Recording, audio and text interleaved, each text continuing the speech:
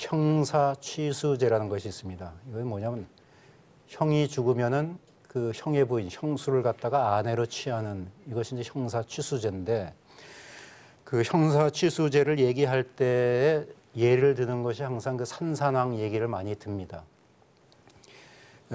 고국 천황이 이제 제위 19년 만에 죽는데 갑자기 죽는데 문제는 뭐냐면 그 밑에 아들이 없었다는 얘기죠. 그래서 그 왕후였던 우씨와 고국 천황 사이에 아들이 없다 보니까 그런 보통 아들이 없게 되면 무슨 문제가 생깁니까? 항상 왕위 쟁탈전이 벌어지죠. 어디에서나.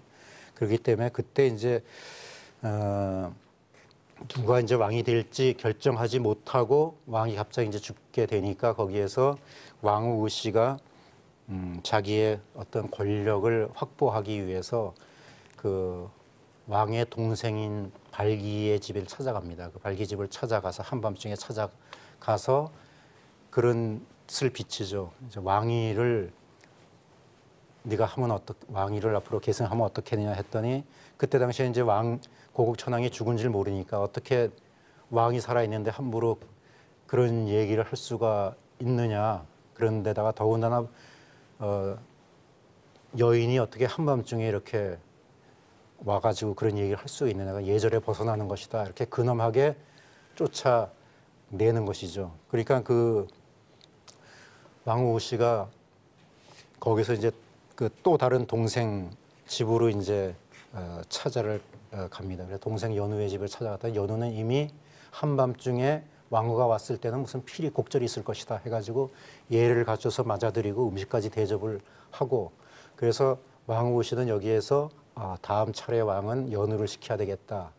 이것을 이제 점찍어서 이제 들어가서 그 다음 날 대신들한테 발표를 하죠.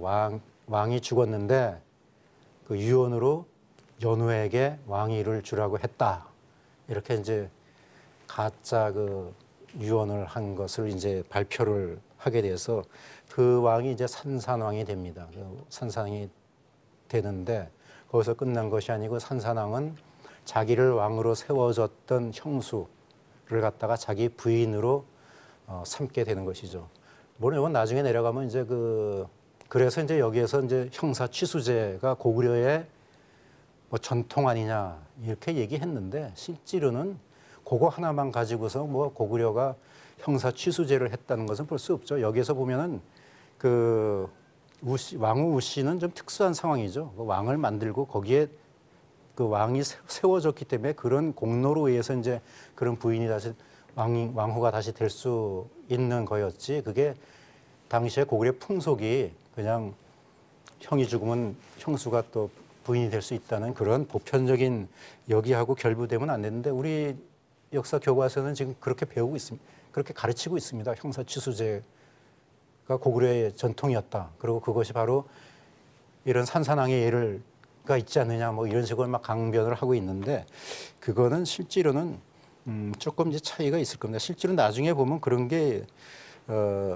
나타나게 되죠. 그래서 여기에서 이제 왕 발기의 입장에서 보면 다음번 차례 들어보면 자기가 왕이 돼야 되는데 그 밑에 동생 연우가 왕이 되었으니까 반기를 들죠. 그래서 반란을 일으킵니다. 반란을 일으키다가 이제 그 싸우다가 이제 안 되니까 그 중국으로 도망을 가가지고 중국에 있는 그 요동태수한테 가가지고 군사를 빌려주면 내가 나라를 되찾겠다 이렇게 해가지고 군사를 실제로 빌려가지고 옵니다. 그러니까 3만 명의 군사를 그 요동태수 이제 공손도를 불러가지고 이제 오는데 자 여기에 이제 결국은 이제 나중에 패해가지고 이제 스스로 자결을 합니다.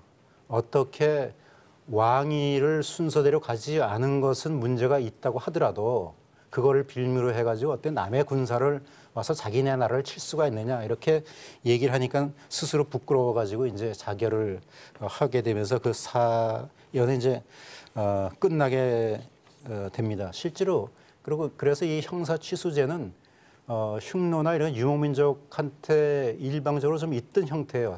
사실 없었던 건 아니거든요. 왜냐하면 유목민족이나 이런 데들은 여자들이 혼자서 가축을 다루고 뭐 할 수가 있는 상황이 아니기 때문에 유목민족에서는 여자들이 혼자 된다는 것이 거의 사형선고나 마찬가지죠. 그러니까 항상 그 집안에서 다시 걷어들입니다.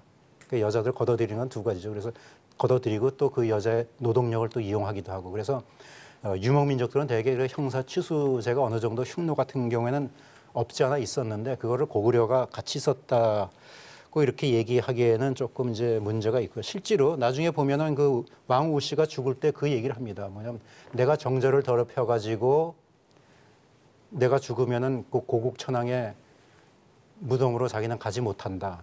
여기서 벌써 정절을 자기가 더럽혔다는 것은 그게 보편적 형사취수제가 보편적이 아니라는 것을 말해주는 것이죠. 그렇기 때문에 실제로 어디 상산왕 옆에 묻히죠. 또 꿈에 점쟁이한테 나타나가지고 고국 천황이 저기 우씨가 죽었는데 나는 꼴도 보기 싫으니까 그 우씨 부인 있는 거 안 보게 해라고 해서 사람들이 거기다 나무를 심어서 고국 천황의 묘소에서 그 우씨 부인의 묘소가 보이지 않게 했다는 그런 것이 있죠. 그래서 고국 원왕도 마찬가지죠.